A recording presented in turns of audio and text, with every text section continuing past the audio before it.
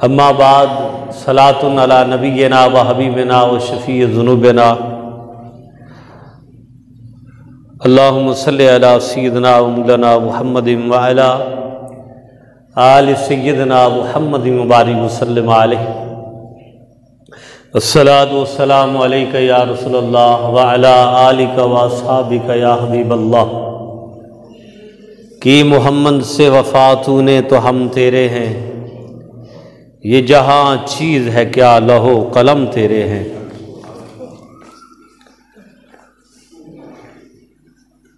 عمل سے زندگی بنتی ہے جنت بھی جہنم بھی، عمل سے زندگی بنتی ہے جنت بھی جہنم بھی، یہ خاکی اپنی فطرت میں نہ نوری ہے نہ ناری ہے۔ حاضرین محترم، اللہ رب العزت کی ذات بابرکات کا شکر ہے اور اس کا احسان عظیم ہے کہ جس کی توفیق خاص اور اس کی مہربانی سے ہم سب جمعۃ المبارک کی ان بابرکت ساعتوں میں، گھڑیوں میں، لمحات میں اللہ کے گھر اور اس رب ذوالجلال رب عز و جل کی بابرکت بارگاہ میں جمع ہیں۔ اللہ تعالیٰ ان گھڑیوں کو ہمارے لیے اپنی بارگاہ میں قابل قبول بنائے، ہمارے گناہوں کی بخشش و مغفرت کا بہترین سبب و ذریعہ بنائے، اور ہر سانس اور ہر لمحے اپنی یاد نصیب فرمائے۔ حاضرین محترم،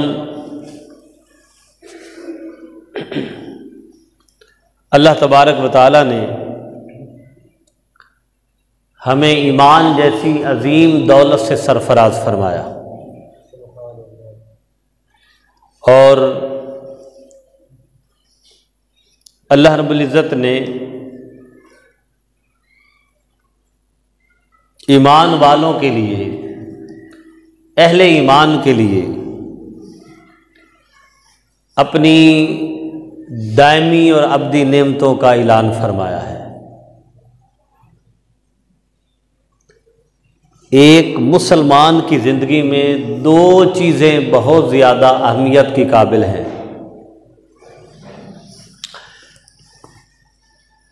ایک ہے ایمان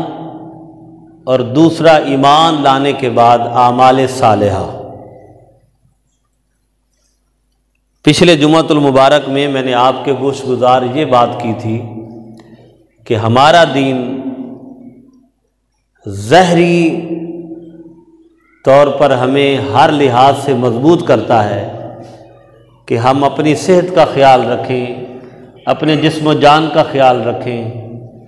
اور جب تک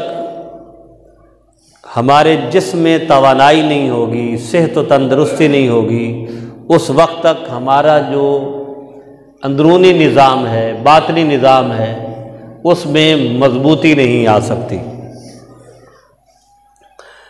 اور باطنی نظام کو سب سے زیادہ جو تقویت اور استحکام دیتا ہے وہ ہے ایمان، اور ایمان کو جو چیز مضبوط کرتی ہے وہ ہے اعمال صالحہ۔ اللہ تبارک و تعالیٰ نے جو ہے 1,24,000 پیغمبر کا جو تسلسل ہے وہ اسی لیے فرمایا کہ اللہ اپنی مخلوق کو اپنے ان رسل اور اپنے پیغمبر اور پیغمبروں کے ذریعے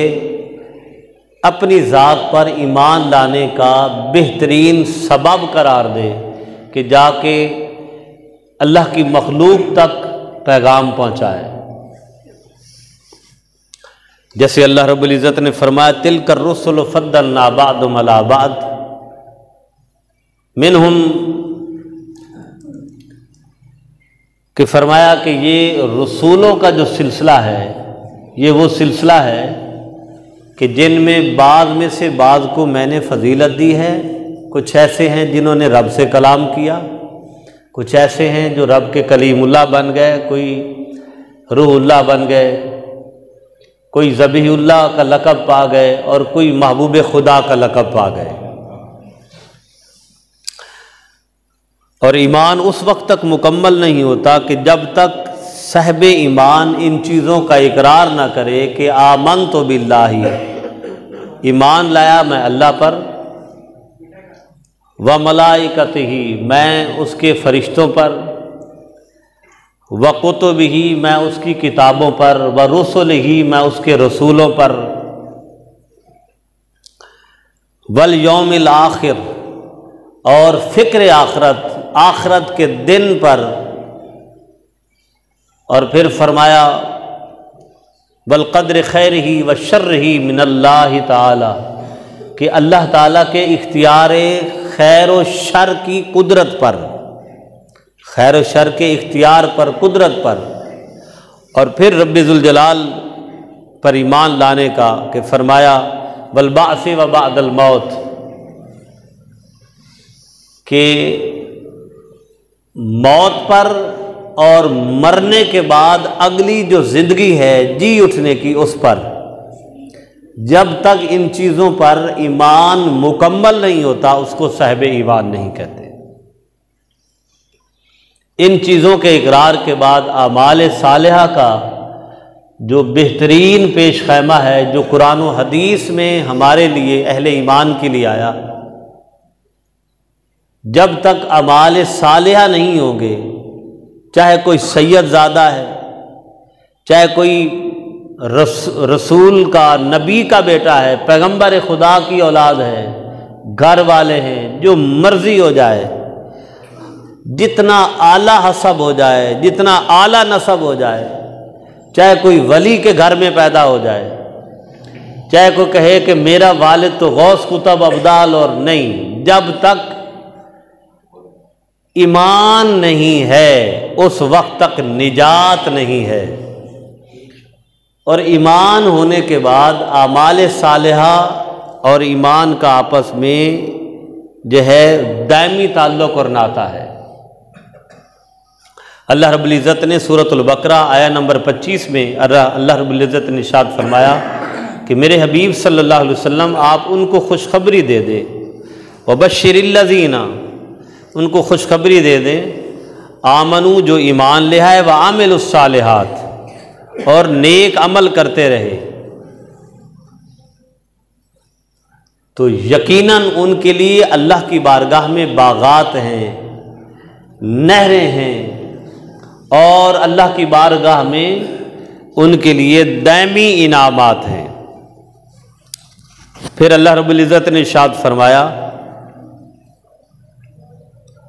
بڑے خوبصورت حکم کے ساتھ، سورۃ النساء آیہ نمبر 124، اللہ رب العزت نے ارشاد فرمایا، میں صرف ترجمہ پڑھ رہا ہوں، اور جو مرد یا عورتیں کچھ نیک کام کریں بشرط یہ کہ وہ مومن ہوں، تو اللہ فرماتا ہے ہم انہیں جنت میں داخل کریں گے، ہم انہیں جنت میں داخل کریں گے، اور ان پر رائی برابر بھی ظلم نہیں کیا جائے گا۔ پھر اللہ رب العزت نے سورہ کہف آیہ نمبر 110 میں ارشاد فرمایا کہ جسے اپنے رب سے ملنے کی آرزو ہو اسے چاہیے کہ وہ نیک عمل کرے، جو یہ چاہتا ہو کہ وہ اپنے اللہ سے ملے، اپنے رب سے ملے، وہ نیک اور صالح عمل کرے، نیک اور صالح عمل کرے، اور اپنے رب کی عبادت میں کسی کو شریک نہ ٹھہرائے۔ پھر اللہ رب العزت نے ارشاد فرمایا سورۃ البقرہ آیہ نمبر 82 کہ اللہ نے فرمایا جو لوگ ایمان لا چکے ہیں اور اچھے اچھے کام کرتے ہیں یہی لوگ جنتی اور ہمیشہ جنت میں رہیں گے۔ اور پھر اللہ رب العزت کا حکم سورۃ الفرقان آیہ نمبر 70 میں اللہ رب العزت نے ارشاد فرمایا مگر جس نے توبہ کی اور ایمان لایا اور نیک عمل کیے تو اللہ تعالیٰ ان کی برائیوں کو نیکیوں سے بدل دے گا، اور اللہ بخشنے والا مہربان ہے۔ پھر اللہ رب العزت نے سورۃ النساء کے اندر، سورہ سجدہ کے اندر اور مختلف مقامات پر اس کا شد مد کے ساتھ اللہ رب العزت نے اپنے ان احکامات کا ذکر فرمایا ہے جہاں اللہ نے فرمایا کہ جو ایمان لائے اور عمل صالح کرتے رہے۔ یعنی میں نے جب مطالعہ کیا، اور آپ خود بھی اس کا مطالعہ کرتے ہیں، قرآن مجید کی تلاوت کرتے ہیں، پھر مطالعہ بھی کرتے ہیں اللہ کے احکامات کا، آپ کسی جگہ یہ نہیں پائیں گے کہ اللہ نے ایمان کا ذکر کیا ہو اور عمل صالح کا ذکر نہ کیا ہو۔ الا الذین آمنوا وعملوا الصالحات، الا الذین آمنوا وعملوا الصالحات، الذین آمنوا وعملوا الصالحات، بشر المؤمنین الذین آمنوا وعملوا الصالحات۔ ہر جگہ اللہ نے یہی فرمایا ہے کہ میرے حبیب جو ایمان لائے وہ نیک عمل کرے، جو ایمان لائے اور نیک عمل کرتے رہے، فلہم اجر غیر ممنون، ان کے لیے اللہ کی بارگاہ میں انعامات ہیں، احسانات ہیں، ان کے لیے جو ہے وہ ایک ابدی اور دائمی جو ہے کرم نوازیوں کا سلسلہ اللہ نے رکھا ہے۔ تو برادران محترم، ایمان اور عمل صالح کا آپس میں اتنا گہرا تعلق ہے کہ کوہ صفا پر جب آقا علیہ الصلوۃ والسلام نے اپنے اقربا کو، اعزا کو اور قریش کو بلایا، اپنے قبیلے کو بلایا جس میں خاندان بنو ہاشم کے لوگ بھی تھے، پھر قبیلہ قریش ہے اور خاندان ہاشم ہے، تو آقا علیہ الصلوۃ والسلام نے وہاں یہی فرمایا کہ دیکھو جب ساری دعوت دے لی تو فرمایا نیک عمل کرو گے تو تمہاری نجات ہوگی۔ اور حضرت فاطمہ الزہرا سلام اللہ علیہا، اس وقت آپ کی عمر مبارک 6 سال ہے تقریباً، آپ کے ساتھ کھڑی ہیں، چونکہ سارا خیش قبیلہ سارا کچھ حضور کے ساتھ تھا، تو ان کو باور کروانے کے لیے حضرت فاطمہ الزہرا کی طرف اشارہ کر کے یہ کہا۔ اب آپ دیکھیں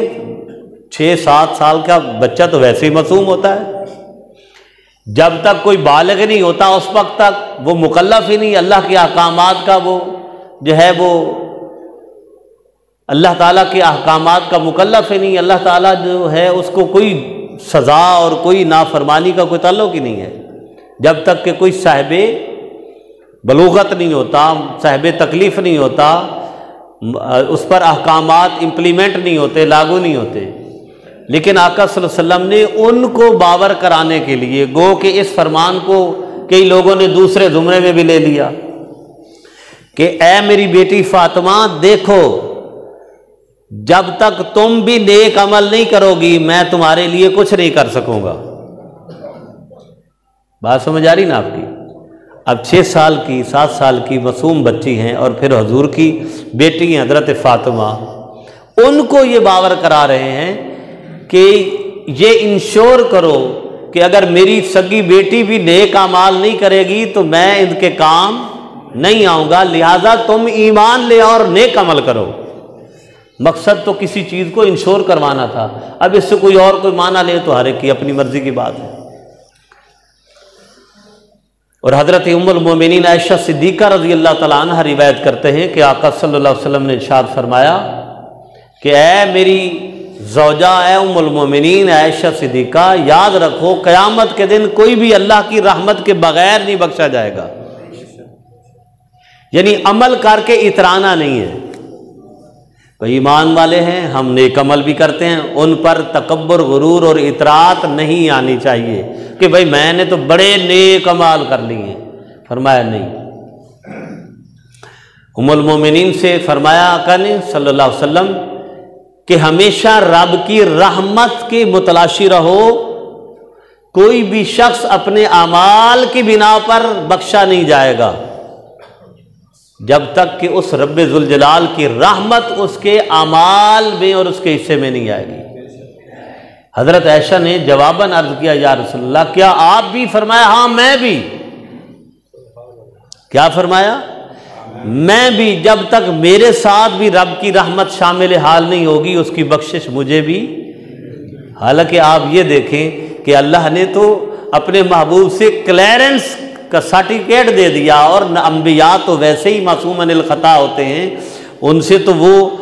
نافرمانی والا جو اللہ معاف فرمائے کوئی ایسا عمل ایکٹ ان کے اندر ہے ہی نہیں، سرزد کیا ہونا ہے لیکن یہ ساری چیزیں کس لیے ہیں؟ امت کے لیے ہیں، اللہ کی مخلوق کی ہدایت کے لیے ہیں، ہدایت کے لیے ہیں کہ اللہ کے جتنے مقرب لوگ ہیں وہ بھی اللہ کی بارگاہ میں کس طرح عجز و انکساری کے ساتھ پیش کیے جائیں گے۔ چاہے جائے کہ عام بندہ کہے تو آقا صلی اللہ علیہ وسلم نے فرمایا میں بھی اللہ کی رحمت کا متلاشی ہوں گا۔ اب اس سے کوئی اور کسی قسم کا معنی مفہوم لے تو ہم کسی کو روک نہیں سکتے۔ مقصد یہ جتنی روایات ہوتی ہیں یا حضور کے فرامین ہیں، مقصد صرف اعمال صالحہ پر ترغیب دینا ہے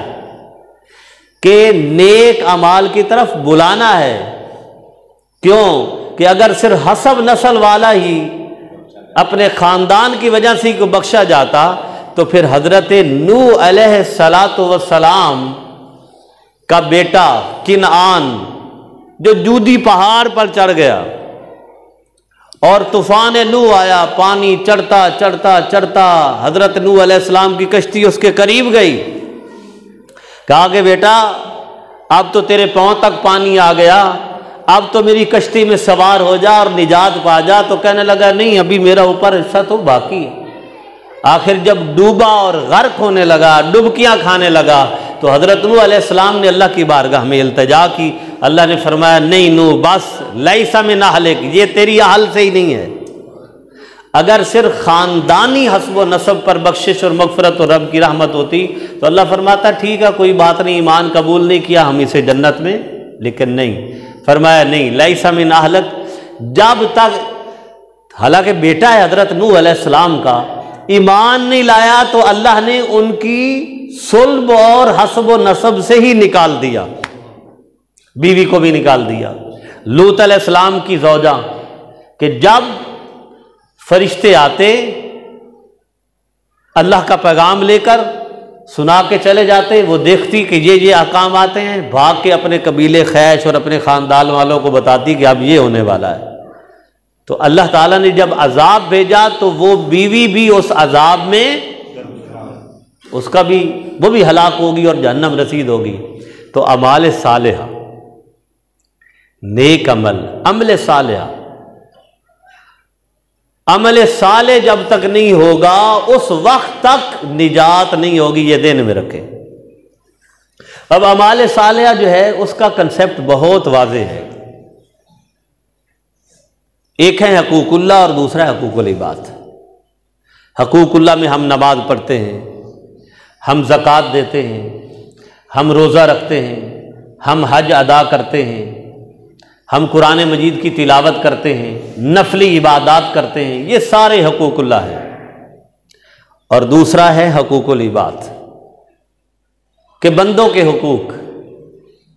کن کے حقوق؟ بندوں کے حقوق۔ اب آپ ہم اگر اس چیز کو غور کریں تو اللہ رب العزت نے یہ بات بھی کلیئر کٹ فرما دی کہ ان اکرمکم عند اللہ اتقاکم، کہ اللہ تعالیٰ نے فرمایا کہ جو تم میں صاحب تقویٰ ہوگا، رب فرماتا ہے وہ میرے سب سے زیادہ قریب ہوگا، وہ میرے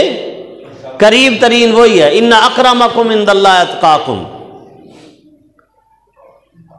دنیا کا سب کچھ یہاں رہ جانا ہے، سب کچھ یہاں رہ جانا ہے، بلکہ قرآن مجید میں اللہ رب العزت نے یہ بڑا واضح طور پر بڑی خوبصورت، یہ سورہ سجدہ آیت نمبر 12 میں اللہ رب العزت نے ارشاد فرمایا کہ جب مجرم گناہگار لوگ جب دیکھیں گے کہ نیک صالح اعمال والے افعال والے لوگوں کو اتنا پروٹوکول مل رہا ہے، اتنا پروٹوکول مل رہا ہے۔ ہم تو کہتے ہیں نا جی کہ اب تقریباً 7 ارب کے قریب دنیا چلی گئی ہے، اور اس سے پہلے کتنی خلقت آئی اور قیامت تک کتنی خلقت آنی ہے، کوئی no one count the number of creation. اللہ کی مخلوق جو ہے، خاص کر صرف انسانوں کو ہی لے لیں، ان کو تو کوئی کاؤنٹ ہی نہیں کر سکتا، اور فرشتے جو ہیں فرشتوں کو تو کوئی کاؤنٹ کر ہی نہیں سکتا۔ اور قیامت کا دن ہوگا، یقین کریں اس دن جو پروٹوکول ملیں گے نا، پروٹوکول، آج اگر کسی کو ایک گارڈ مل جائے نا اور ٹوٹی پھوٹی کوئی گاڑی مل جائے تو کیا بات ہے جی، پروٹوکول ہے۔ اور یقین کریں اس دن جو پروٹوکول ملیں گے، جو استقبالیہ ملیں گے، جو ریسپشنسٹ ہوں گے، ریسپشنز ملے گی، کمال کی بات ہے۔ اور وہ مناظر دیکھنے والے ہوں گے، مناظر دیکھنے والے ہوں گے کہ اللہ تبارک و تعالی، سبحان اللہ، یا اللہ تیری کتنی شان ہے۔ اس دن وہ اپنی شان کی جلوہ گری کرائے گا، وہ کہے گا کہ آؤ میری خاطر زندگی گزارنے والو، نیک اعمال صالحہ اعمال کرنے کے بعد آؤ جو میری رضا و خوشنودی لے کر آئے ہیں۔ اتنے فرشتے بھیجے گا، کسی کے ساتھ 1000 فرشتہ، کسی کے ساتھ 10,000 فرشتہ، کسی کے ساتھ 1,00,000 فرشتے، کسی کے ساتھ 100 فرشتے، اس کے ایمان اور اعمال کے سٹینڈرڈ کے مطابق۔ اس منظر کو دیکھ کر مجرم لوگ کیا کہیں گے؟ قرآن فرما رہا ہے، سورۃ السجدہ آیہ نمبر 12۔ مجرم لوگ جب یہ دیکھیں گے، قرآن کہتا ہے کہ جب کہ وہ اپنے رب کے سامنے سر نگو ہوں گے، سر جھکا کے کھڑے ہوں گے، اللہ والوں کے سر ایسے تر و تازہ ہوں گے، چہرے تر و تازہ ہوں گے، ایسے کھڑے ہوں گے تمانت کے ساتھ، سلامتی کے ساتھ، بڑے خوبصورت جو ہے انداز کے ساتھ کھڑے ہوں گے، تمانت کے ساتھ۔ دیکھیں نا، کوئی شخص جو ہے اپنے باس کا دیا ہوا ٹاسک مکمل کر کے کھڑا ہو، اور وہ باس چند لوگوں کو کہے اور 2-3 نکمے ہوں جو کام ہی نہ کریں، فائل ورک ہی نہ کریں، وہ ایسے کھڑے ہوں گے، پریشان ہوں گے کہ ہمارے ساتھ، اور جس نے کام کیا ہوتا وہ ایسے اطمینانی کے ساتھ کھڑا ہے۔ اللہ بھی اس کا ساتھ دیتا ہے کہ اس کا باس خوش ہے۔ اور وہ جو مالک المختار ہے، وہ مالک المختار کہ اپنی طرف سے بندہ اچھا کر کے اللہ کی ذات سے امید رکھ کے کھڑا ہوگا کہ یا اللہ تیری رحمت کا سہارا ہے۔ اور ایمان ہے اسی کیفیت کا نام کہ الایمان بین الخوف والرجاء، حضور نے فرمایا کہ ایمان خوف اور امید کی درمیانی کیفیت کا نام ہے۔ کہ ظاہر بات ہے جو نیک عمل کرتا ہے اللہ کی ذات سے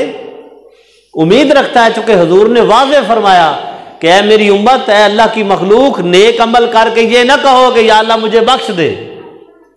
یا اللہ مجھے یہ دے دے، بلکہ یہ کہو کہ یا اللہ تو مالک ہے، تو مجھے بخش دے، مجھے تیری ذات سے ہی امید ہے، بس اور کسی سے امید نہیں ہے،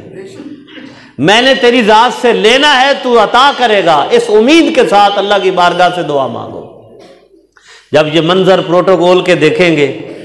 اللہ اکبر، تو مجرم لوگ جب یہ سارا منظر دیکھیں گے وہ کہیں گے، عجیب حالت ان کی ہوگی، سر نگو ہوں گے، کانپ رہے ہوں گے، پریشان ہوں گے، کہیں گے اے ہمارے رب، ہم نے دیکھ لیا اور سن بھی لیا، اپنی آنکھوں سے دیکھ لیا، اور جو تو آرڈر جاری فرما رہا ہے کہ میرے اس بندے کو جنت المأویٰ میں لے جاؤ، اس بندے کو جنت الملجا میں لے جاؤ، اس بندے کو جنت الفردوس میں لے جاؤ، اس کو میرے محمد کا ساتھ دے دو، اس کو میرے نوح علیہ السلام کا ساتھ دے دو، اس کو میرے ابراہیم کے محل کے قریب والا گھر دے دو، اس کو میری آسیہ کے محل کے قریب والا گھر دے دو۔ یا اللہ ہم نے سن لیا، تو نے جنت میں مقامات تقسیم فرما لیے، یا الہی یہ سارا منظر دیکھنے کے بعد ہم درخواست کرتے ہیں ہمیں پھر دنیا میں بھیج، ہمیں نئی زندگی دے، ہمیں آج جو یقین ہو گیا ہے یا اللہ ہم نیک عمل کر کے آئیں گے تاکہ ہمیں بھی اس طرح عزت افزائی ہو۔ اللہ فرمائے گا نہیں، دنیا ختم ہو گئی، اب اس دنیا کی بات کرو اور دنیا کوئی نہیں۔ اس دن ان کو حسرت و یاس ہوگی، نا امیدی ہوگی، اور جو اللہ کی خاطر زندگی گزار کے جائیں گے اللہ تعالیٰ ان کو وہ عزتیں دے گا، وہ شانیں دے گا کہ کمال کی بات ہے۔ اور یہ رب کا قرآن کہہ رہا ہے، رب ذوالجلال کا فرمان کہہ رہا ہے۔ اور ہمیشہ یاد رکھیں اعمال صالحہ آخرت میں انشاءاللہ ہمیں اللہ کی ذات پر امید ہے کہ ہمارے ضرور کام آئیں گے۔ کیوں کہ اللہ تبارک و تعالیٰ خود فرماتا ہے، اللہ تبارک و تعالیٰ فرما رہا ہے کہ اللہ تعالیٰ کسی نے اگر ایک رتی برابر بھی نیکی کی ہوگی تو اللہ اس کو بھی اس کا اجر عطا فرمائے گا۔ فَمَن يَعْمَلْ مِثْقَالَ ذَرَّةٍ خَيْرًا، فرمایا جس نے ایک رتی کے برابر بھی خیری ہوگی، یرا، اسے بھی اپنی آنکھوں سے دیکھ لے گا۔ فَمَن يَعْمَلْ مِثْقَالَ ذَرَّةٍ شَرًّا، اور جس نے ایک رتی برابر برائی کی ہوگی یرا اسے بھی دیکھ لے گا۔ آج ہم خوش ہیں، آج کا انسان کتنا بھولا بالا ہے کہ دیکھو بھائی میں تو اپنے گھر میں بیٹھا ہوں، میرے گھر کے دروازے بھی بند، میرا باپ بھی دوسرے کمرے میں، میرا بھائی بھی دوسرے کمرے میں، میرا دوست کوئی نہیں دیکھ رہا، میں گناہ کر رہا ہوں، میں مجرم ہوں، میں زنا کر رہا ہوں، میں شراب پی رہا ہوں، میں اللہ تعالیٰ جو چاہتا وہ نہیں کر رہا، میں وہ کر رہا ہوں جو وہ نہیں چاہتا، میں بالکل سیف ہوں، مجھے پولیس نہیں دیکھ رہی، مجھے کوئی دنیا کا جج اور عدالت کا کوئی بندہ نہیں دیکھ رہا، میرا کوئی اپنا نہیں دیکھ رہا کہ یار میں گلی میں جا رہا ہوں گا تو مجھے میرے پر بدکاری کا الزام لگا دے گا، مجھے کوئی کہے گا یہ شرابی جا رہا ہے، مجھے کوئی کہے گا یہ بدکار جا رہا ہے، مجھے کوئی کہے گا یار اس نے فلاں کی عزت لوٹی ہے۔ بندہ اپنے آپ کو بڑا سیف سمجھتا ہے، بڑا ساؤنڈ سمجھتا ہے، لیکن لوگوں الیوم نختم علی افواہہم وتکلمنا ایدیہم وتشہد ارجلہم بما کانوا یکسبون، وہ دن ہوگا کوئی مکر نہیں سکے گا، کوئی بھاگ نہیں سکے گا، اگر بولنا چاہو گے رب منہ پہ ٹیپ لگا دے گا، اور اگر کوئی کسی قسم کی حرکت کرے گا رب فرمائے گا آج تم منہ سے نہیں بولو گے، اگر بولنا چاہتے ہیں تو تمہارے ہاتھ بولیں گے، ہاں ہاتھ کہیں گے کہ ہم نے یہ گناہ کیا تھا، یہ پاؤں کہیں گے کہ ہاں ہمیں تو نے غلط استعمال کیا تھا، یہ آنکھیں کہیں گی کہ یا اللہ